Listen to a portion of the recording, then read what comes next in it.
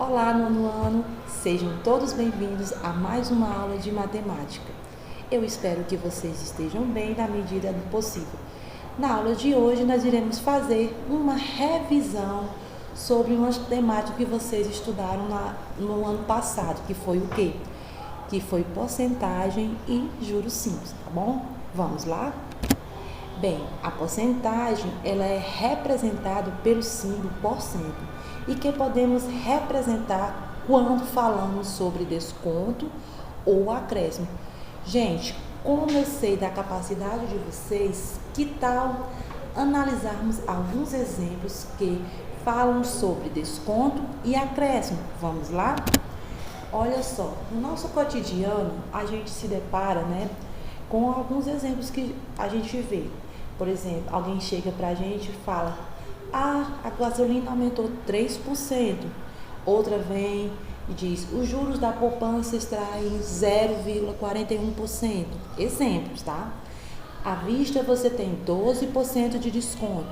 A prazo você tem 7% de acréscimo. Outros exemplos que a gente vê muito no nosso cotidiano: se atrasar a conta a pagar, será acrescido juros. Exemplo de 5%. A gente se depara muito com esses exemplos, não é, gente? Pois bem, a percentagem ou porcentagem do latim percento, significando porcento a cada centena, ela é uma medida de razão com base 100. É um modo de expressar uma proporção ou uma relação entre dois valores, onde um é a parte e o outro é o inteiro. A partir de uma fração cujo denominador é 100, ou seja, a gente vai dividir, um número por 100, tá bom? Vamos ver alguns exemplos. Olha só, há 3 formas de representar uma porcentagem. Nós temos o que? A forma percentual, a forma fracionária e a forma decimal. Pois bem, o cálculo do valor representado por uma porcentagem, ele geralmente é feito de uma multiplicação de frações ou de números decimais. Por isso, gente, eu sempre ressalto nas minhas aulas que o domínio, gente, das 4 operações, ele vai ser fundamental para a compreensão de como calcular corretamente uma porcentagem. A gente tem sempre que utilizar. Olha só, como eu falei para vocês que temos as representações de uma porcentagem, nós temos o que? A forma percentual.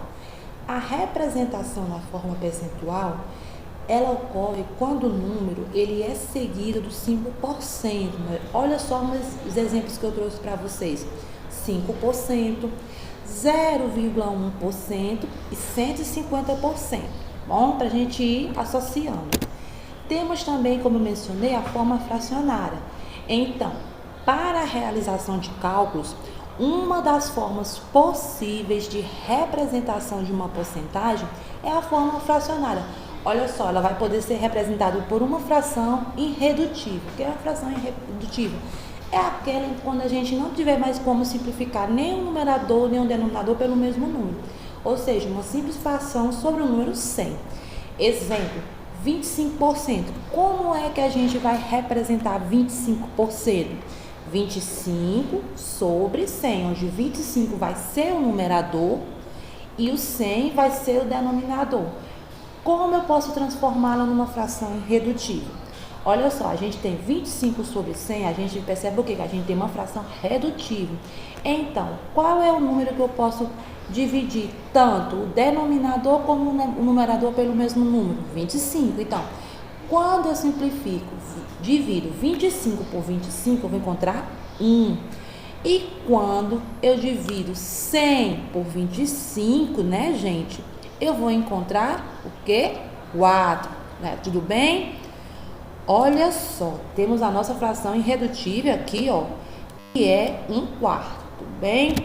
Aí também eu trouxe para vocês os exemplos da forma decimal. A forma decimal, ela vai ser uma possibilidade de representação também. Então, para encontrá-la, é necessário a divisão.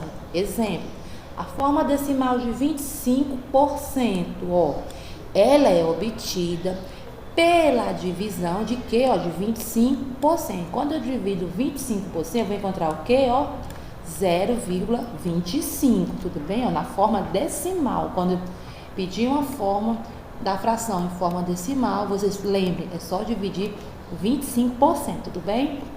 Então, temos assim, como calcular uma porcentagem? Existem várias aplicações da porcentagem, né? E para cada uma delas, há métodos diferentes de resolução. Para resolver problemas de porcentagem, é bastante comum o uso da regra de 3. A gente pode também utilizar a regra de 3 simples ou de operações com frações e números decimais, tudo bem? Então, eu trouxe um método 1.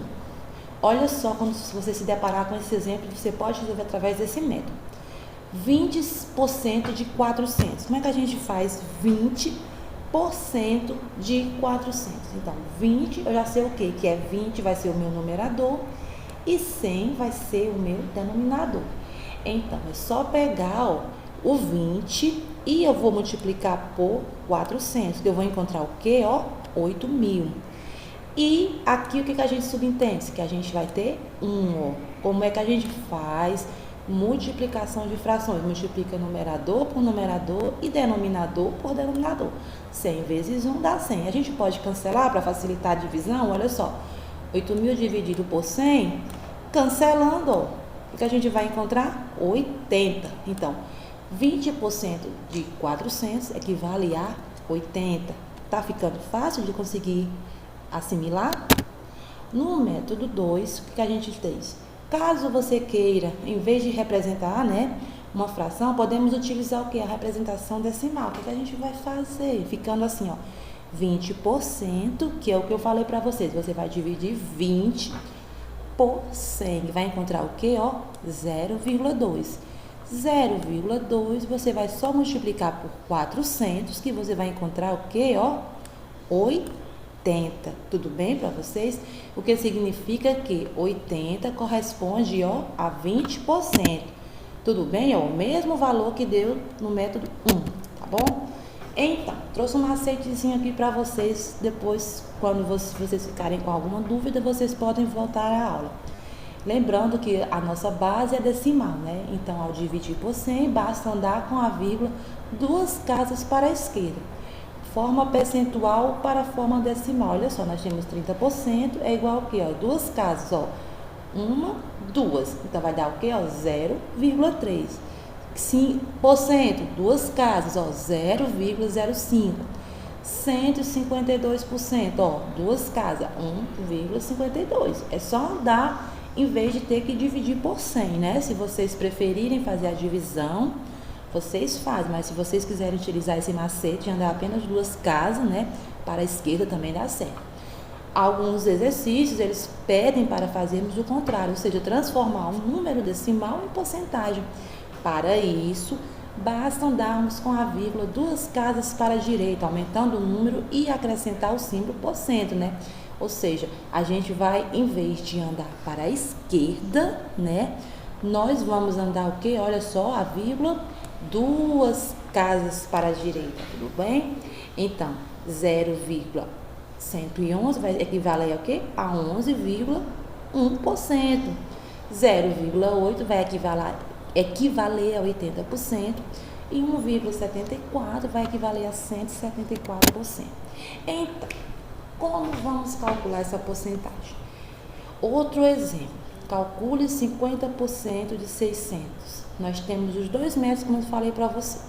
Nós podemos calcular transformando a minha porcentagem em número decimal e multiplicar pelo valor que eu vou encontrar, né? Que 50%, se eu transformar em número decimal, eu vou encontrar o que? 0,5, que 50% vai ser o que? A mesma coisa que eu dividi por 100. Então, 50 dividido por 100, eu vou encontrar 0,5. 0,5 multiplicado por 600, o que eu vou encontrar? Ó, 300. E também eu posso utilizar pelo outro método, 50% de 600, que vai ser o quê?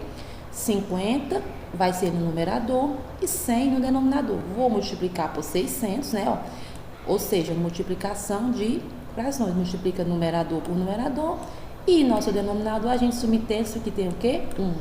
Então, 50 multiplicado por 600 e 100 vezes 1, que eu vou encontrar o que? 300. Aqui no meu exemplo, eu podia ter feito o quê? Para ter sido bem mais prático. Eu poderia ter feito a simplificação, né? Que eu trouxe no meu exemplo aqui. Dividir o quê? 50 dividido por 50, 1. 100 dividido por 50, 2. Fica bem mais prático também. 1/2 multiplicado por 600, que vai dar 600. 2 vezes 1, que dá 2, e vou encontrar 300 também. Se você quiser simplificar o máximo possível para poder efetuar a multiplicação, ótimo, tudo bem? Então, vamos fazer um exemplo aqui. 8% de 400, vê se você já está craque, tá bom? Vamos só aqui, ó. 8 sobre 100, não é? Que se ele diz 8%, é 8 sobre 100. Vamos multiplicar por 400, né? Olha só, que vamos encontrar o quê? 8 vezes 400 vai dar 3.200. Não é, gente? Não reparem a letra aqui, eu não sou muito boazinha. 100 vezes 1, que vai dar 100, olha só. O que a gente pode fazer para simplificar mais ainda a nossa vida? Simplifica o zero, ó, que vai dar a mesma coisa, ó. Que vamos encontrar o quê, ó? 32. Eita, que 2 feio, mas dá para entender. Então, 8% de 400 vai equivaler o quê? A 32. Tudo bem? Temos outro exemplo para vocês fazerem no caderno e depois me enviarem. 20% de 600, tá bom? Vou cobrar para vocês pensarem aí. Então, agora vamos para juros simples. Olha só, o que é juro? Juro é um acréscimo calculado sobre o valor inicial de uma aplicação financeira ou de uma compra feita a crédito. Então, quando falamos em juro, o que a gente deve considerar? Que o dinheiro que se empresta ou que se pede é emprestado e vai chamar-se capital. E a taxa de porcentagem que se paga pelo aluguel do dinheiro chama-se de juro. Então, o total que se paga no fim do empréstimo, que é o capital, mais o juros, chamamos de quê? De montante. Então, a palavra juros, ela vai estar sendo associada a rendimentos de um capital, aplicada a uma taxa em um determinado tempo, onde a soma do capital com o juro nós iremos chamar de montante. Então, a nossa formulazinha vai ser o quê? J, que é igual a C vezes I vezes T. Então, que vai ser juro igual a capital vezes a taxa e vezes o tempo. Onde a gente vamos ter o quê? A nossa fórmula para calcular o juros simples, ela vai ser expressa por, a gente pode usar J igual a capital vezes a taxa vezes o tempo, então, ou J é igual a capital vezes a taxa vezes o tempo dividido por 100. A diferença entre essas duas fórmulas é simplesmente o quê? É a minha taxa. Quando a minha taxa ela vier em forma de porcentagem, o que eu vou ter que fazer? Vou ter que dividir por 100. Quando a minha taxa já estiver transformada em número decimal, eu não preciso dividir por 100. Ou seja, quando eu tiver 8%, se eu pegar 8 e dividir por 100 e encontrar aquele valor, eu já vou substituir por I e não vou precisar utilizar essa fórmula aqui para dividir por 100. Vamos ver na prática. Então, os juros vai ser o valor pago ou recebido, o capital vai ser a quantia emprestada ou investida, a taxa de juros vai ser a porcentagem cobrada ou investida, e o tempo será o período de empréstimo ou investimento. Olha só, gente, a taxa de juros e o tempo deve se referir sempre à mesma unidade de tempo. E podemos ainda calcular o montante do valor recebido ou devido ao final do período de tempo. Esse valor é a soma dos juros com o valor inicial e a fórmula será sempre montante igual a capital mais juros. Olha só um exemplozinho aqui que eu vou fazer para vocês, tá bom? Olha só como é que a gente pode fazer. Vamos utilizar a fórmula J é igual a capital vezes a taxa vezes o tempo dividido por 100. Como é que a gente vai fazer? Olha só, vamos utilizar essa fórmulazinha. Quem é J a gente não sabe, a gente vai buscar. Nosso capital vai ser quem, ó? 1.200. Eita, que letra bonita, hein, Eliane? Nossa taxa vai ser 2%.